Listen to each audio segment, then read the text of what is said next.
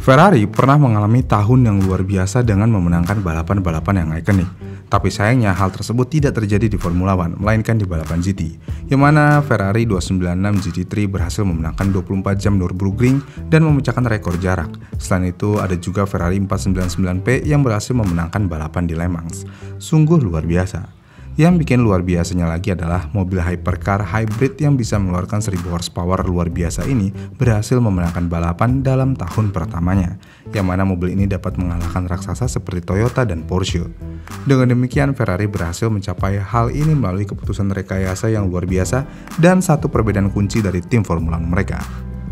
Mobil hypercar baru Ferrari yaitu 296 GTB dan GTS yang diungkapkan tahun lalu masih memiliki satu tujuan yang sama, yaitu menciptakan hypercar kompetitif yang bisa menang di Le Mans setelah lebih dari 50 tahun sejak kemenangan terakhir mereka di kelas teratas.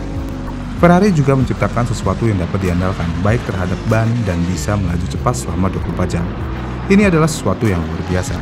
Pertanyaannya, bagaimana Ferrari bisa membuat mobil yang lebih cepat daripada mobil Formula One-nya? Jadi, sebelum 2021, Ferrari telah menghabiskan lebih dari 400 juta US dollar setiap tahun untuk mengembangkan mobil F1 mereka.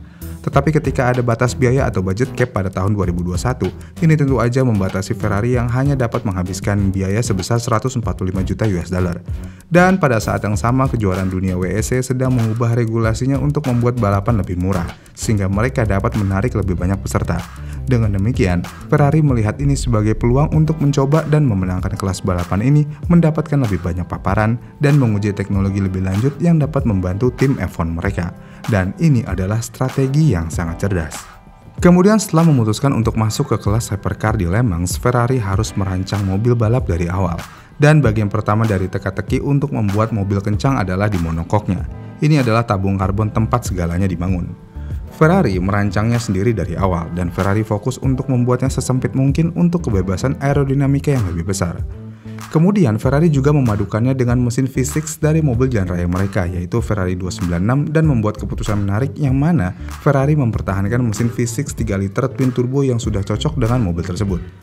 Mesin ini dirancang untuk bekerja dengan motor hybrid seperti pada mobil jalan raya 296, dan mesin ini dapat menghasilkan daya yang lebih dari cukup dan memiliki sudut V 120 derajat yang ideal untuk beberapa alasan.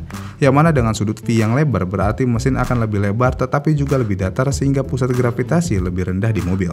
Dan ini juga membantu dalam penataan, yang mana akhirnya dengan konfigurasi ini Ferrari dapat menempatkan turbo di dalam V yang dikenal sebagai hot V. Dan dengan mesin yang bersudut V 120 derajat pada mesin 6 silinder memungkinkan urutan pembakaran yang sempurna. Mengapa ini sangat penting?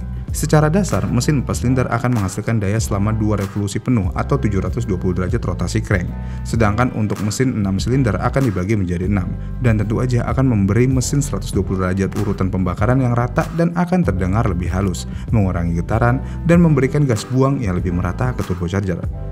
Dengan kecerdikan rekayasa yang ada, berapa daya yang dapat dikeluarkan dari mesin ini? Sebenarnya, Ferrari tidak menciptakan mesin bertenaga tinggi yang beroperasi pada 800, 900, atau 1000 horsepower sekalipun. Kenapa? Ya karena kelas hypercar memiliki beberapa aturan aneh tetapi cukup bagus.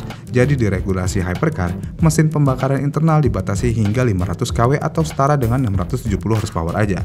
Jadi dengan demikian, Ferrari memiliki ruang untuk mengembangkan fokus pada keandalan mobilnya. Namun ada satu masalah utamanya, yaitu mobil bawaan pabrik ini tidak dibuat untuk menjadi mobil yang tahan stres tingkat tinggi.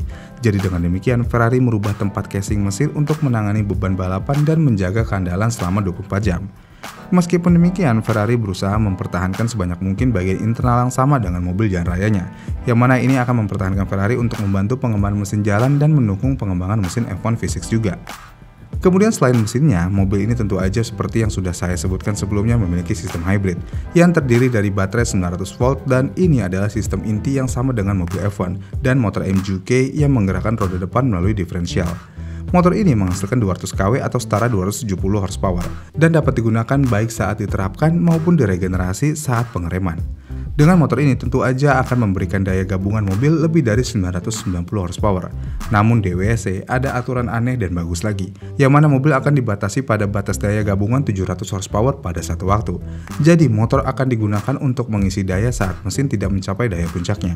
Dan ini adalah sistem yang sangat kompleks yang harus memutuskan kapan menggunakan daya hybrid. Dan satu lagi aturan aneh WEC, mobil hypercar tidak diizinkan menggunakan daya hybrid di bawah 190 km/jam. Kenapa ini dilakukan? Ya ini agar mobil LMP1 hybrid akan lebih terstandarisasi dan dapat bersaing dengan adil. Dengan hal ini tentu aja akan membuat mobil menghadapi dinamika aneh. Tetapi pada beberapa tikungan di Le Mans dengan kecepatan minimum lebih dari 190 km/jam, pembalap juga harus mengatasi understeer tambahan dari daya hybrid pada roda depannya. Walaupun demikian, ini adalah tantangan Le Mans sesungguhnya. Kemudian dalam sejarahnya, Ferrari belum pernah memenangkan kelas teratas di Le Mans sejak tahun 1965. Jadi desain aerodinamis dari Ferrari 499P sangat penting, dan Ferrari memilih desain yang berbeda dari pesaing mereka, yang mana Ferrari memilih desain yang lebih angular dan agresif. Ini juga termasuk elemen vertikal yang diambil dari Formula One untuk memaksimalkan downforce di tikungan sambil memenuhi regulasi. Kemudian ada aturan aneh dan bagus lainnya. Jadi, hypercar tidak memiliki batasan geometris pada splitter, wing, atau bodi seperti di Formula One. Namun sebaliknya, hypercar hanya memiliki batasan efisiensi aerodinamika. Dan itu sangat cerdik, karena tidak boleh terlalu banyak downforce atau terlalu sedikit drag. Jadi, FIA mengukur mobil dalam kondisi lurus sebelum balapan. Dan jika aerodinamikanya terlalu baik, mobil harus diubah. Cukup unik, aneh, namun efisien. Kemudian begitu Ferrari masuk ke Le Mans, mereka harus bersaing dengan mobil-mobil yang telah mengembangkan diri selama satu tahun musim penuh, termasuk Toyota dan Porsche. Dan di sini Ferrari masuk sebagai underdog. Dan salah satu perbedaan terbesar antara tim F1 Ferrari dan tim balap mobil sport Ferrari adalah bahwa tim mobil balap sport Ferrari dikembangkan bersama dengan Ferrari tetapi dijalankan oleh AF Corse. Ini adalah tim balap berpengalaman tinggi yang juga mengelola tim GTA Ferrari sebelumnya. Dan pada awal balapan di musim ini, hujan turun ringan setelah satu lap pertama dan Toyota dengan cepat mengambil alih pimpinan dengan menggunakan ban soft. Dan Ferrari mulai dengan ban medium. Namun selama 2 stint pertama, ban medium menjadi ban terbaik saat trek mengering dan Ferrari kembali menyerang. Kemudian strategi pit stop dan pengelolaan tim AF Corse berjalan mulus, dan setelah stint ketiga, pembalap berpengalaman James Collado digantikan oleh Antonio Giovinazzi yang telah tampil luar biasa di kelas hypercar sepanjang musim ini. Dengan kesempurnaan tersebut, akhirnya Ferrari mendominasi lap-lap berikutnya dan mobil ini dapat mengatasi hujan deras yang membuat banyak mobil keluar lintasan. Dan dalam balapan tersebut, Ferrari hanya mengalami masalah kecil, yang mana Ferrari mengalami satu masalah kecil yang memerlukan siklus daya di pit stop. Tetapi jika dibandingkan dengan pesaing mereka, itu bukanlah masalah besar. Dan mobil Ferrari nomor 51 yang dikendarai oleh Daniel Sierra, Alessandro Pierguidi, dan James Calado memenangkan kelas hypercar. Dan ini tentu aja memberikan Ferrari kemenangan kelas teratas di Le Mans setelah lebih dari 55 tahun. Ini adalah pencapaian luar biasa untuk mobil ini pada debutnya di Le Mans. Dan ini menunjukkan bahwa Ferrari telah menemukan keseimbangan yang tepat antara kecepatan, strategi, dan keandalan.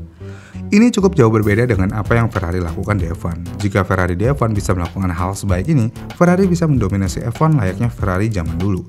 Dan itulah mobil tercepat Ferrari yang bisa memenangkan balapan di debutnya. Bagaimana nih menurut kalian? Komen di kolom komentar di bawah ya. Dan jika kalian suka dengan video ini, kalian bisa like dan subscribe channel ini, dan sampai jumpa di video selanjutnya. Bye!